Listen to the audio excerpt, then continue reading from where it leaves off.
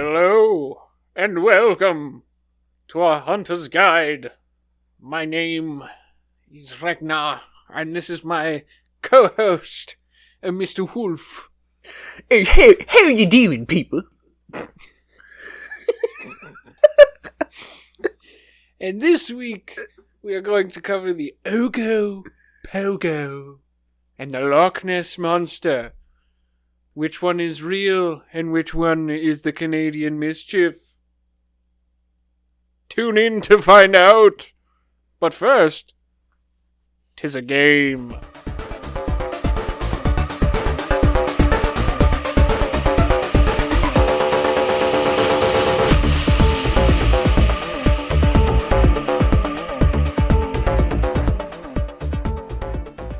Would you rather have every mirror you look into show you your future or your death?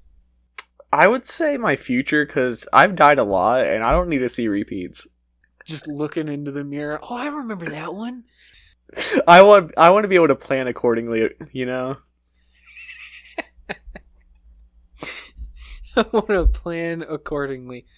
Great. It's brilliant planning. Would you rather be trapped in a room with spiders crawling all over you, or snakes slithering around your feet? I'd have to go with the snakes. Fuck spiders. I'm good. Snakes, unlike Indiana Jones, I am not scared of them. I just don't particularly like them. I mean, it's kind of an easy choice. One's not all over you. Right? You can literally wear the right kind of fucking boots, and you're good. The snake can't get through it. What is it going to do? Try to get through the fucking leather? I mean, say they're both, safe, technically. Yeah. It's more of just a phobia at this point. Yeah, right. Do you have arachnophobia or a fear of snakes? Oh. I'm not sure which one you're going to go with here. Would you rather eat a meal prepared by a cannibal chef or drink a potion made by a witch? You know, witches are usually cannibals as well, so this is kind of like both. Yeah, you ever seen Hansel and Gretel? You know how often they throw a toe in? They throw the big toe. Honestly, I'd probably go with the potion. Fucking wild card. Cannibal is just kind of like... Fair enough. Long pig. It's my average Tuesday. Yeah, what the fuck is he gonna feed me? Human ear? A la duck? Like, come on, we want content. Turn me into a duck. That'd be an interesting sight. Just like, oh, seems the dinner is done. Our host has turned into a duck. Rest of the fucking podcast. Just turn. Quack, quack, quack. Oh shit, getting some fucking bread. Which is apparently really bad for them. Really? Yeah, it's really bad for them. You're pretty much Really? killing them every time you toss them bread. But they eat it! 'Cause, yeah, dogs eat chocolate too. Fair point. Fair point. Would you rather find out your house was built on an ancient burial ground or a site of historical massacre? Bro, give me the burial ground. Give me the fucking burial ground. Let's fucking go. Are you kidding me? I would love to have that. I get woken up by a ghost every morning. Hey, you've got to get up. I'm pretty sure with you, any historical massacre would be the equivalent of a burial ground because you can see them still. Yes and no. Historical massacres are normally very brutal, and those spirits don't particularly like anyone. But an ancient burial ground, doesn't matter what the fuck it was, you can make them your friend. I've made a lot of assholes my friend. I think I can work with both. Hi, asshole number one reporting. Point case made. Hey! Would you rather be able to speak to the dead, but they all resent you, or be friends with a demon who secretly plans your demise? Well, I've done both. And And the demon was more fun. Okay, so you're gonna go with the demon? Yeah, he's more fun. Only you would try to fucking... I can drink with the demon. Only you would try to be friends with a fucking demon. Listen, those condemned to hell aren't necessarily completely lost. What circle are you looking in? The ones who escaped are usually top layers, so we're good. Okay. I'm not on the 7th ring, alright? Jesus Christ! That's not secretly planning my demise. That's straight up strangling me currently. He is actively trying to kill you in your sleep. That is currently sodomizing me with a firing rod. Like, I'm good. I'm good. White hot poker? Would you rather sleep in a coffin for one night or spend a night in a morgue? Give me the morgue. Give me the morgue. I've already done it before. Give me the morgue. Honestly, I'm taking the morgue too. Just fucking, I want a hunt. That seems like an easy hunt. I mean, I've spent the night in 3 morgues, and 2 of them were for security jobs, and then one was because a buddy of mine was the medical examiner's assistant. I did work in a morgue. That was fun. You worked in a morgue? Contract work. Did it smell? Not as bad as I thought it would. Same. Okay. I was making sure I wasn't the only one that walked into a morgue and was expecting a putrid smell, but it wasn't bad. Yeah. I mean, mine was in a hospital too, so like they have to constantly. Yeah, mine was some hospital out in fucking Colorado. I can't even remember the name of it. And yeah, when it comes to a coffin, that's technically what I slept in all of last year. So coffin on wheels, yeah. I literally called it the coffin. So yeah, sorry. I gotta go take a break in my coffin. No, the best part was a girl coming up like, "What do you mean you can't fuck in your car? You said you're like traveling in it." And I just opened the trunk to show her the coffin, and she was just like, "Oh yeah, that is just enough room for a body." Yep. It's the whole point. Mm-hmm. There's enough room. You have no for idea how many times I've hit my head. And a dog. Dude. Listen, me and her had to fight for it. What? When I tell you it was enough for a body, we had to fight for it. You'd think it'd be enough for, a dog and you, but guess not. Not when she likes to stretch out. Yeah, that's true. All right. Now that we have finished the festivities, let us get on with the show.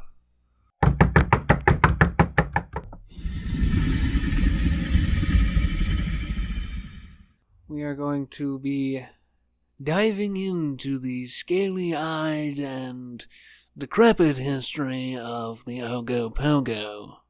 Yes, tell me more. In other words, it is the Canadian cousin to Nessie or the Loch Ness Monster. It's rumored to inhabit the Okanagan Lake in British Columbia, Canada, which is like the west side of Canada near Vancouver. West side? It's an 84-mile-long lake that houses a monster the same size, if not bigger, than the Loch Ness Monster itself. Roaming its serene waters, described as a multi-humped serpent beast with green or black skin and the head of either, this is where it gets crazy, a horse, sheep, or snake. Sightings of this copycat cryptid have been recorded all the way back to 1872, when the earliest recorded report was made by a woman named Susan Allison, who is the first non-native person to live in this region of Canada. So were the natives just not speaking up, or did she just summon it? No, I think I think the natives probably kind of kept it close to home because they thought it was probably one of their deities. Oh, definitely. The first recorded sighting by Susanna Allison, who is a British Columbia pioneer and author, was near her home on the Sunnyside Ranch, which is the location of today's Qualls Gate Winery. So you getting drunk there now? Yeah. Miss Allison was very specific in her description of seeing a snake-like creature which closely mirrored the often repeated local native legend about the lake creature, which makes sense. And there's what is this? 1, 2, 3, 4, 5, 6 reporting or 6 sightings over a span of a couple decades. First one was in 1926. Occupants of about 30 cars along the Okanagan Mission Beach reported seeing Ogopogo. And then in 1947, you had a number of boaters who saw the creature at the same time. One of the witnesses, a Mr. Cray, gave a detailed description of long, sinuous body, 30 feet in length, consisting of about 5 undulations, apparently separated from each other by about a 2-foot space, in which that part of the undulations would have been underwater. There appeared to be a forked tail, and only one half was above the water. From time to time, the whole thing submerged and came up again like a whale, basically. It came back up every now and again for air, I'm guessing. Shit. And in 1959, a Mr. and Mrs. R.H. Miller and a Mr. and Mrs.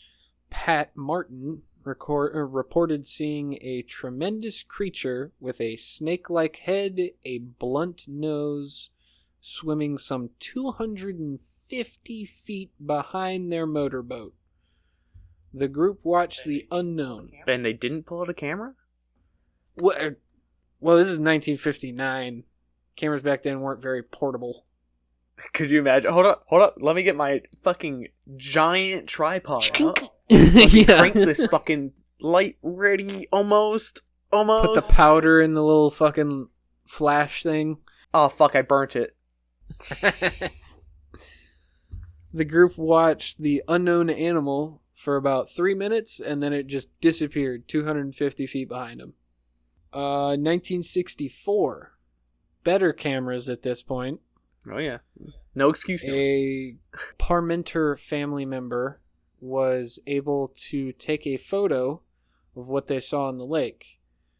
And from what I can tell from that photo, it literally looks like the generic photo of Nessie, where it's like you can kind of tell there's a head popping out of the water, but you can't really tell what the fuck it is. Yeah. That's basically what the photo was. I wonder if this creature is the plot for Anaconda. I actually didn't think about that until now, but that does make a lot of fucking sense. It's very serpent. It's very similar. Oh, and this one's even better, because this one, so between like 1953 and 1972, a British Columbia premier, which is basically like a governor or a senator, Gotcha. of that area. Okay. His son-in-law, Jeffrey Tozer, Jeffrey Epstein, reported seeing the creature right alongside the lake as he was headed back to his house further into British Columbia. starting to rack up a lot of sightings on this thing. 1976.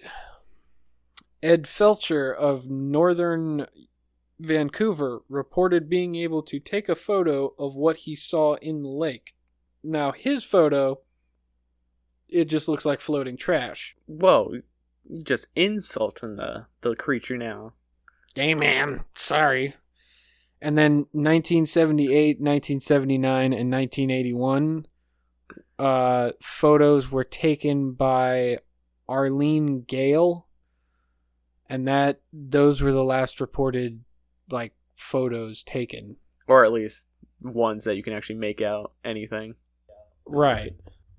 An interesting fact to keep in mind, though, is that only 16% of that whole region of British Columbia actually believe that Ogopogo exists. Most people in the region just think he is a tourist attraction or a superstition from the natives who lived there first.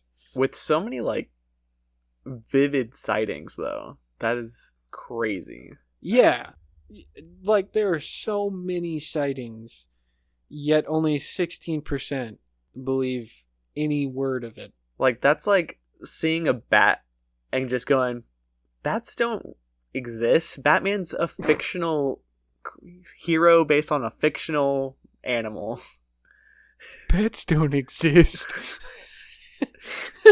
Like, I'm not seeing them every fucking night, but I know they're out there. Right? Yeah. There was an author, though, Benjamin Radford, who made different arguments as to what most of the sightings were. He said that a lot of them could be misidentifications of waterfowl instead of it being the Ogopogo. It could have been an otter, it could have been a swan or something from far away. But Radford does also refer to the Ogopogo not as a lake monster, but as a water spirit. I can believe the water spirit. That'd make it a lot harder to pin down. Right? Like, if you're trying to, like, rake through the entire lake, you're not gonna fucking find a ethereal creature. Not easily, at least. I just don't think you can really see a giant serpent the size of a fucking dinosaur and go, yeah, that could be an otter. Well, Radford believes that the Ogopogo can be explained as, that's not a lake monster. Those are just otters or beavers. And that instead he is a spirit roaming the lake. I'm not sure I agree with that, but I do have to say that the Ogopogo, little fun tidbit here, is referenced in the classic Super Nintendo role in Final Fantasy VII, being one of the game's super bosses in the final dungeon, guarding the legendary Masamune katana. And it also is referenced with several other creatures, such as Leviathan and what's his name? Fin Fang Foom from Marvel Comics. Don't know that one. Fin Fang Foom is basically a big celestial dragon, but a lot of what went into his design came from the Ogopogo, the Loch Ness monster. A lot of it came from reference from both of them. Okay. That sounds fucking dope. Yeah, his storyline in Marvel Comics is a bit fucky and a little weird because they always try to change it in some asinine way. Yeah. You get some new artist or writer on it. Right. Yeah. It's just like, man, give me Frank Miller Batman again. I don't want to deal with the rest of these fucking woke jackasses. You know, to give their thoughts on this, I brought the Ogopogo myself. Oh, did you? Really? Why are you pulling your pants down? Yeah, I was waiting for that. I was like, I'm going to stand up if you don't make this joke.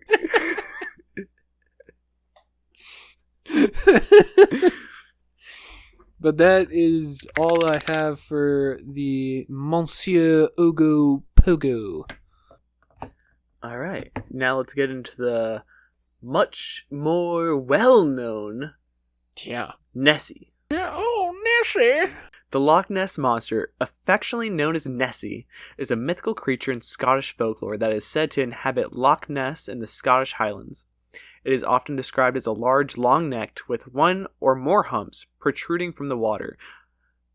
I've never seen it with more than one though. Like, how many lumps are we talking? I've never seen Nessie depicted with more than like 2 humps, like the neck and then the back, and that's. So it's a camel. I guess, yeah. It's got 2 humps. Hump day. Hope, hope.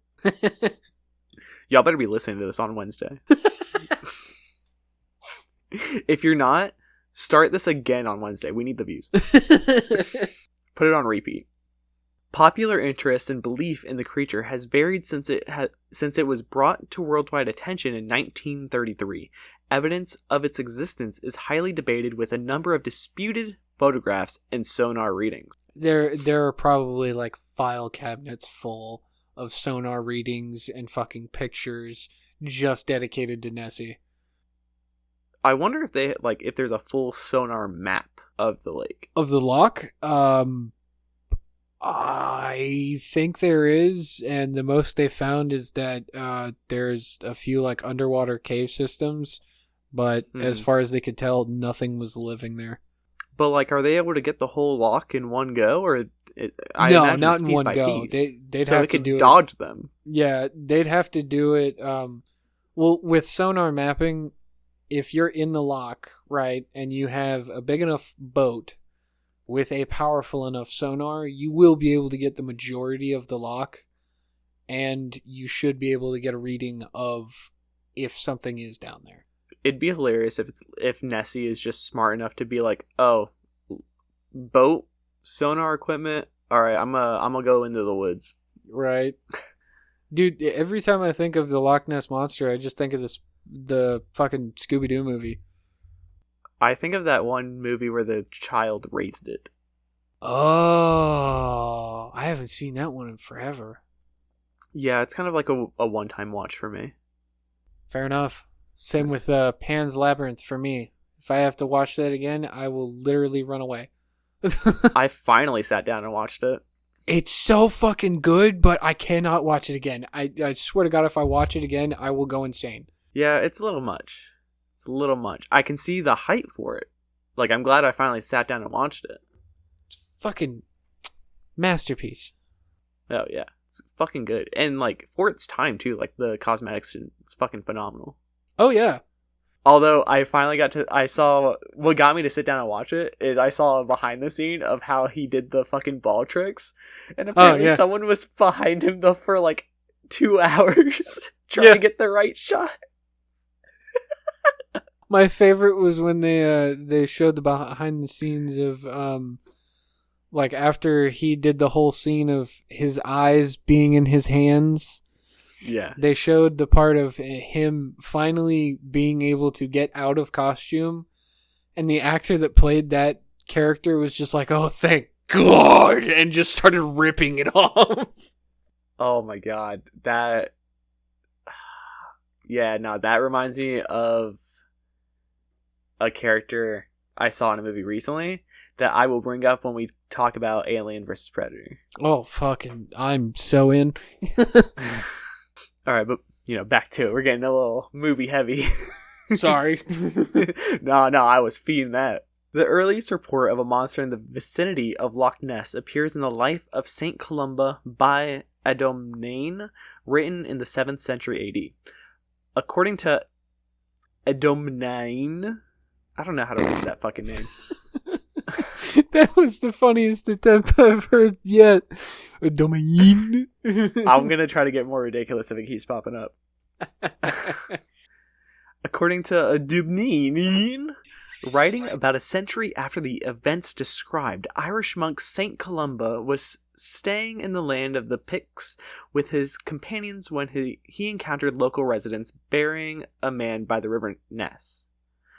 They explained that the man was swimming in the river when he was attacked by a water beast that mauled him and dragged him underwater, despite their attempts to rescue him by boat. Columba sent a follower, Luigd Moku Min. Why is his middle name not capitalized? What the fuck? Oh, it's probably some kind of like French or German. They don't capitalize middle names? No, like Victor Von Doom, the Von That's Yeah. not capitalized. That's more like a title. I've been spelling that wrong for a while, or capitalizing that wrong, I guess. Yeah. Did not know that. Never realized that. There's a lot of books I've been reading wrong. I only know that because of European history. Fair. Our education system did not do us justice, apparently. No, not really. Okay, so Luigi swam across the river. The beast approached him, but Columba made the sign of the cross and said, "Go no further. Do not touch the man. Go back at once." The creature stopped as it... Oh, yeah. That always works. Just look at something and go, "Be gone, you man! Be gone!" Oh, okay, I'm out.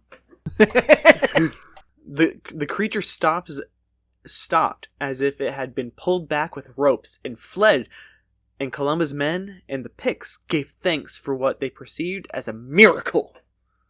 You call that a miracle? I mean, you scare a fucking beast. I mean, I consider... Could have just been a fucking sea otter. Could have been a fucking bitch, apparently.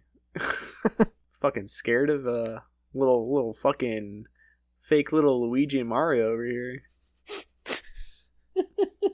Listen, Luigi? Fuck that. You're Luigi now. I'm changing your name. Fair enough.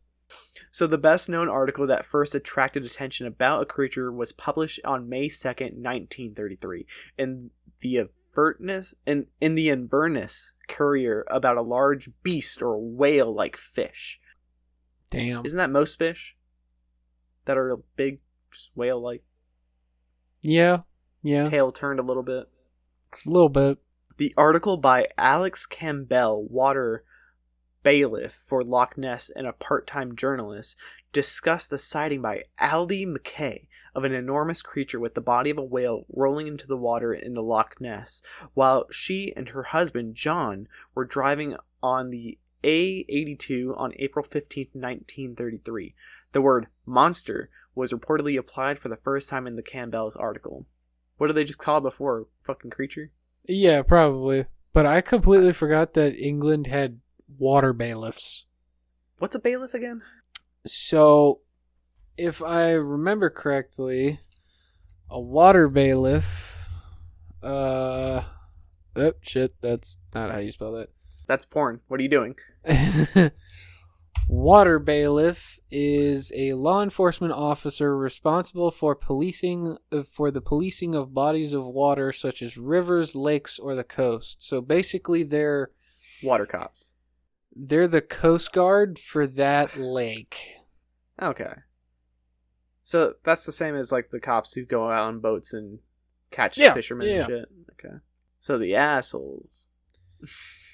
Pretty much, yeah. They try to ruin everybody's fun. You got a permit for that fish? How many fish you got? You got one too less. damn many. I need my lunch. The Courier in 2017 published excerpts from the Campbell article, which had been titled Strange Spectacle in Loch Ness. Strange Spectacle in Loch Ness. I don't know why I struggled with that. I don't know, man, but that's a pretty damn good name for the article. Yeah, I mean, that would catch my attention. Strange Spectacle in general. Strange Spectacle happening in the Loch Ness. Read all about it. Huh. Read all about it.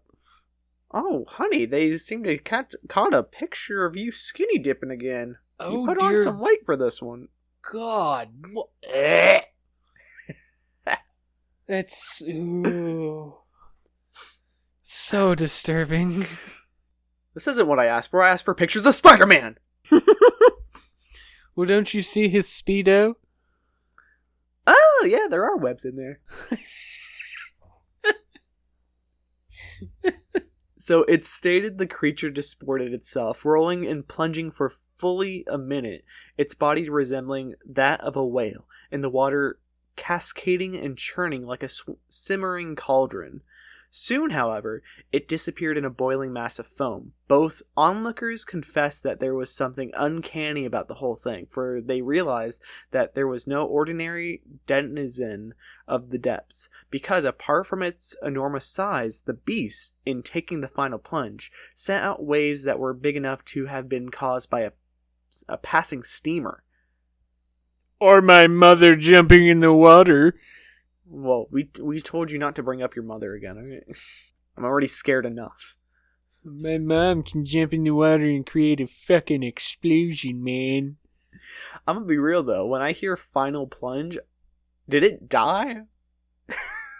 But no, I think it's saying final plunge is like, it went into the water and didn't come back up. Because the water was boiling for some reason. Yeah. No, that's because it fatted. It says it's simmering. It fatted. You right. It's fucking gassy. You don't think Nessie gets gassy? I mean, I've been feeding it fucking cheese, and I know it's lactose intolerant.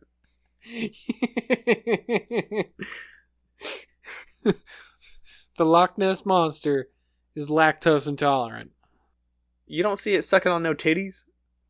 What titty would it suck on? Wolf, what titty is that goddamn big? What That's titty? what I'm saying. That's what I'm saying, alright? You can't build up a tolerance for fucking lactose without drinking milk. So, therefore, it ain't got no titty. It can't drink no milk. Cheese is gonna fuck it up. And that's why I keep throwing fucking me we cottage need cheese. to empty the Loch Ness and then fill it up with milk, and then we'll find Nessie. Oh yeah. You'll just follow the shit. Because it's exploding.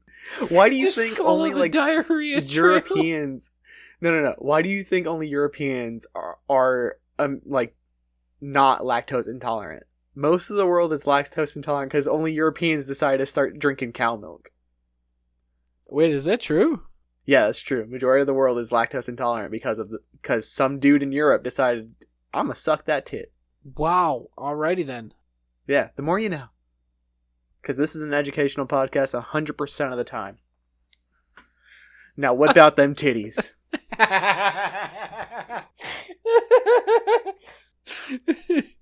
Drop them out and then bring them titties. I mean, if you're a fan, alright? If you're a fan. Horrible. You love me. So according to a 2013 article, McKay said that she had yelled, "Stop the beast!" when viewing the spectacle. In late 1980s, a naturalist interviewed Aldi McKay, and she admitted to knowing that there had been an oral tradition of a beast in the loch well before her claimed sighting. I bet she knew there was oral there. Speaking of oral, nude women talking about the oral traditions, sign me up. Alex Campbell's 1933 article also stated that Loch Ness has, for generations, been credited with being the home of a fearsome-looking monster. Okay, I have a feeling that in a couple of years, just from what I just heard, there's going to be a nudist colony right on Loch Ness.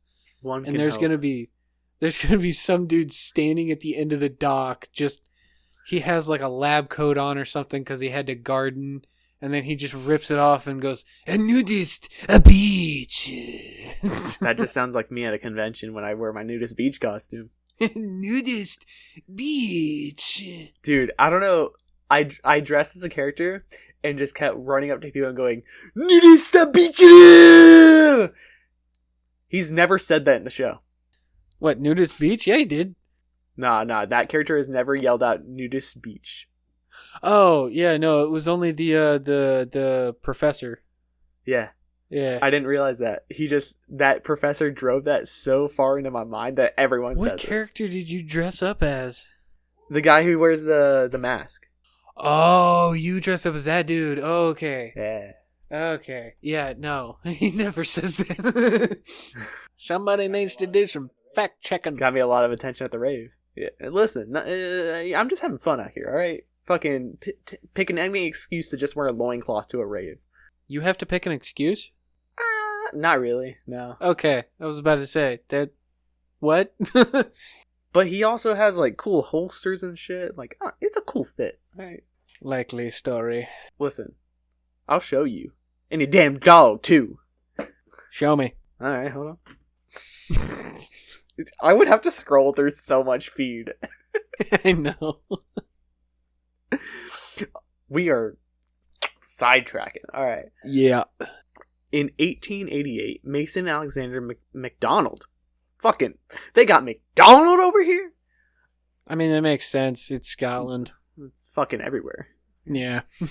So, fucking Ronald McDonald of Abraken?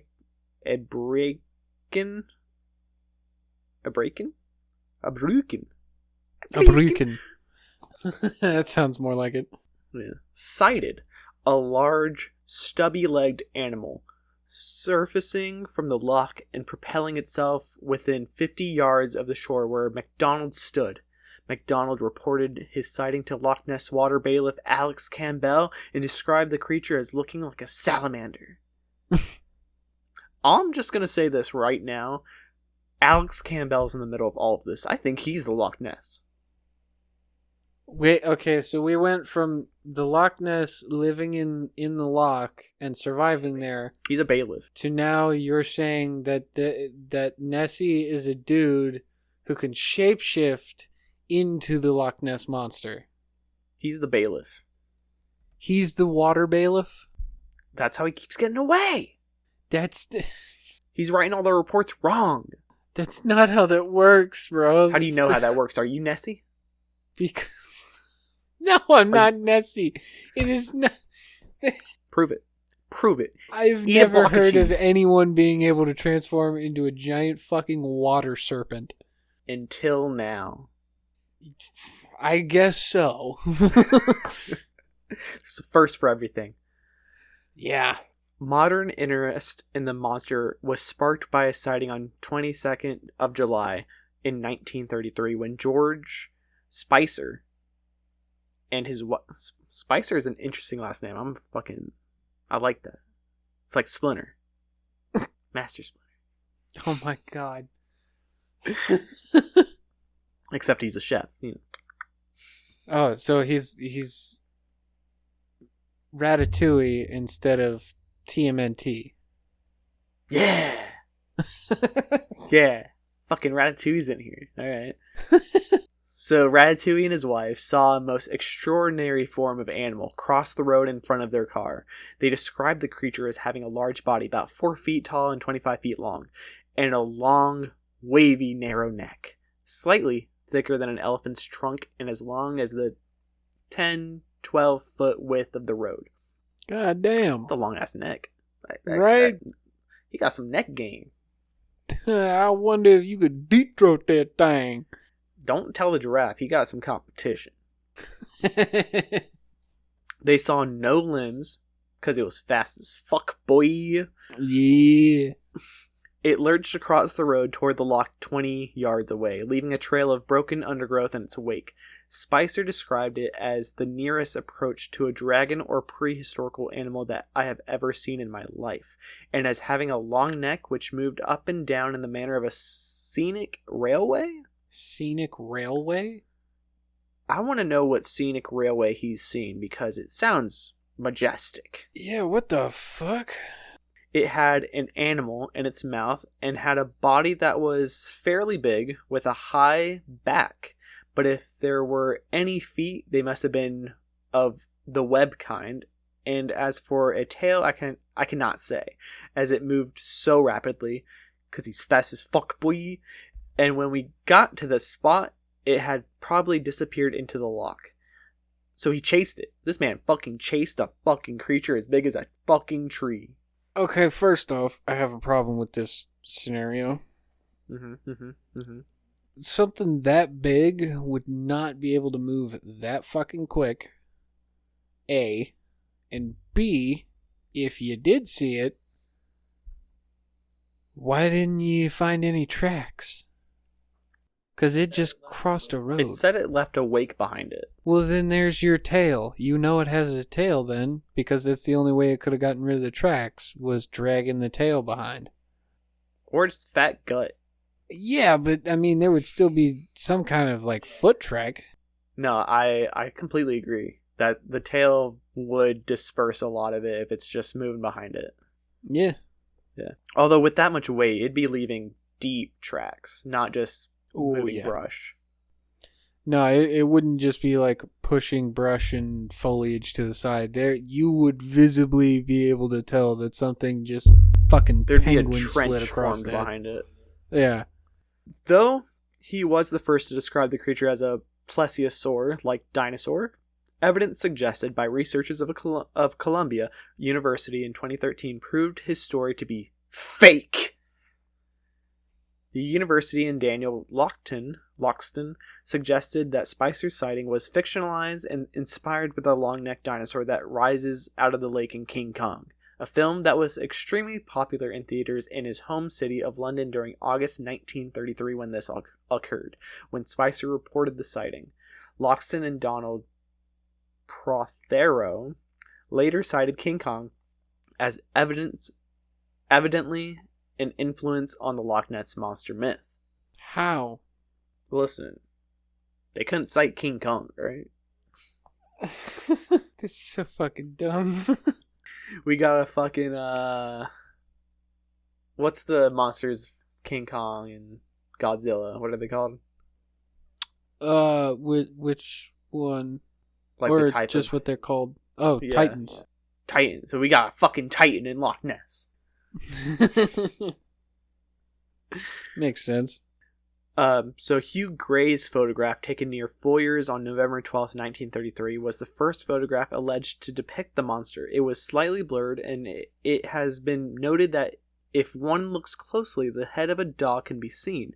Gray had taken his Labrador for a walk that day, and it's suspected that the photograph depicts his dog fetching a stick from the loch.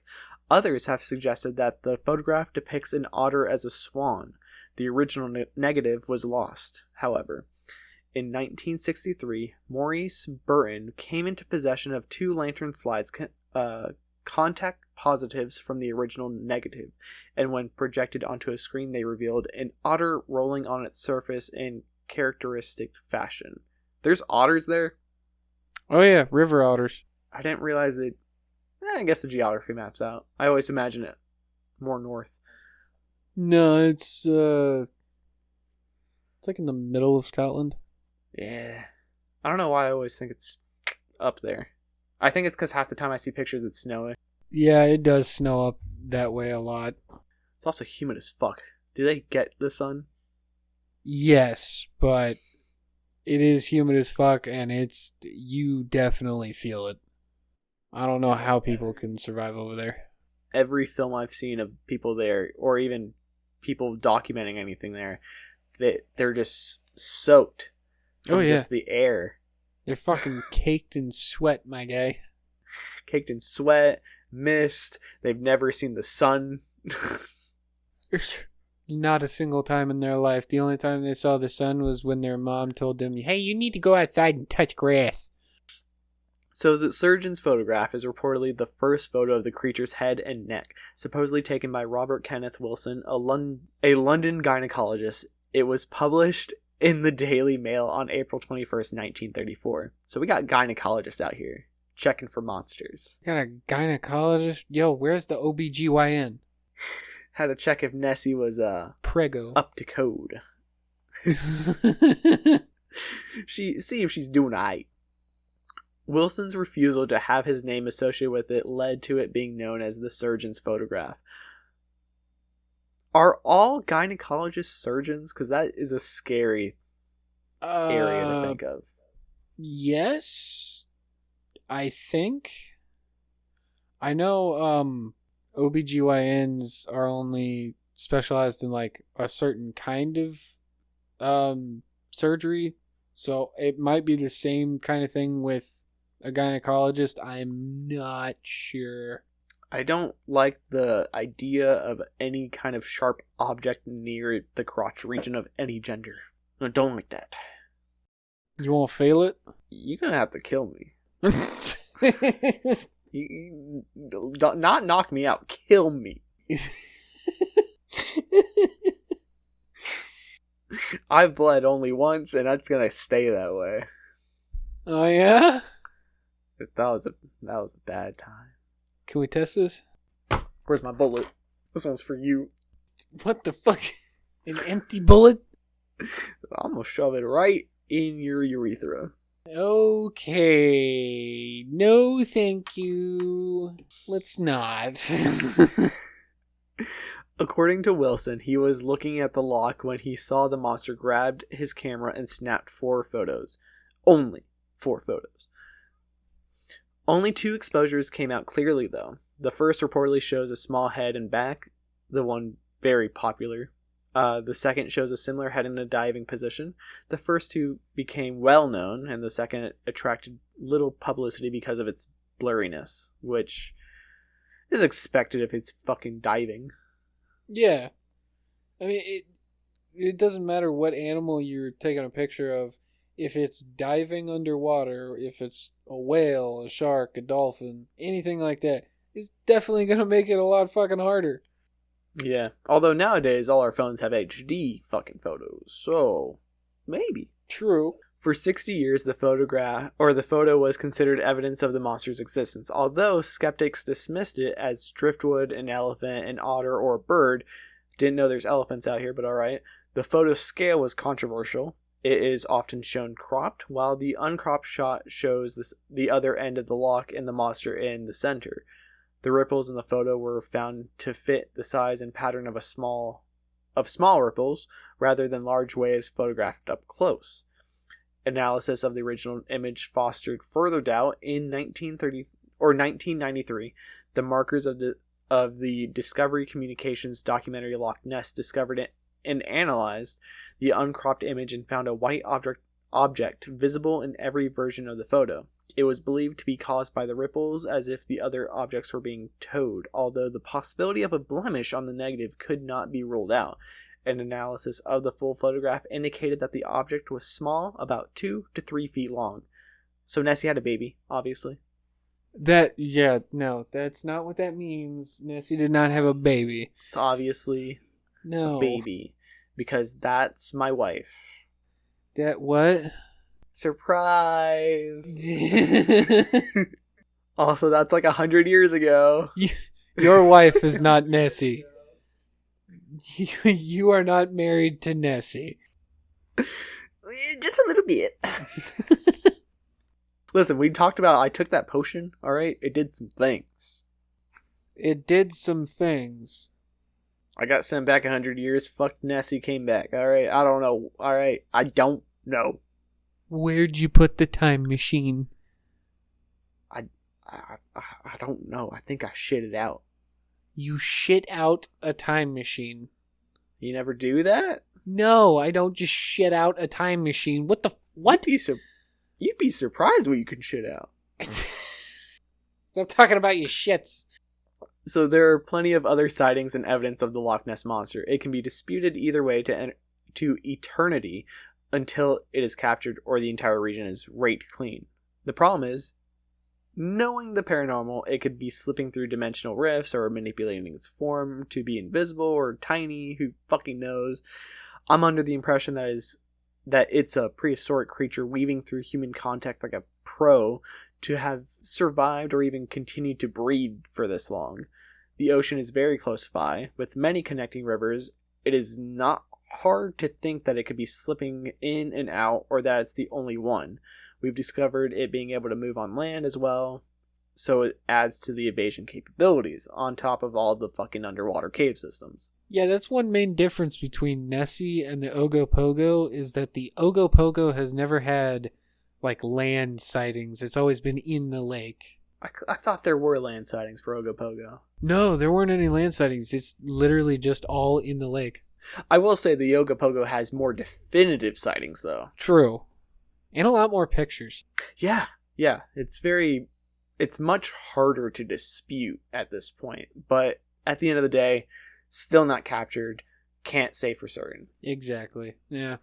Do you have any experience with either of these?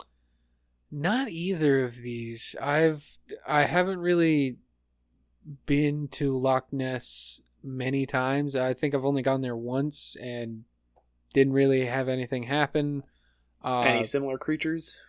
The only thing that I can think of that I might have dealt with that's kind of similar is like a kelpie.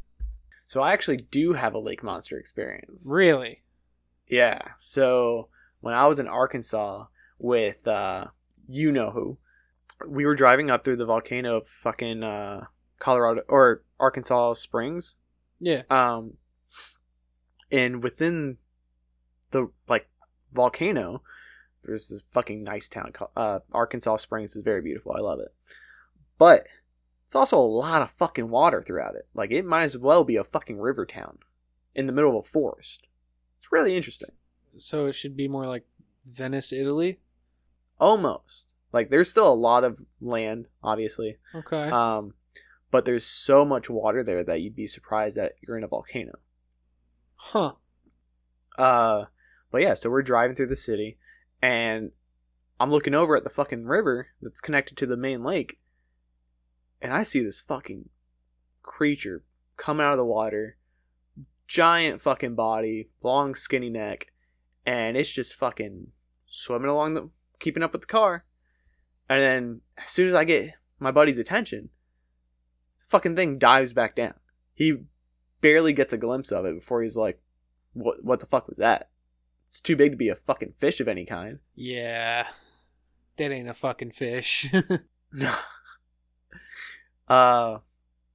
So yeah, that's my experience with any type of lake monster. Just yeah, I haven't had really many like lake monster encounters. Hell of a lot of ocean encounters though. Not many lakes. I mean, I had a fish try to nip my fucking dick once while skinny dipping. He just wanted a taste. He got mad.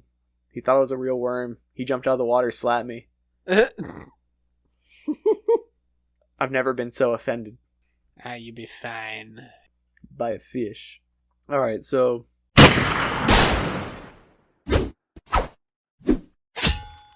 if you were to defend yourself against these creatures, my best bet, harpoon gun. Bring the beast down. Yeah. Moby Dick that bastard. Fuck them up.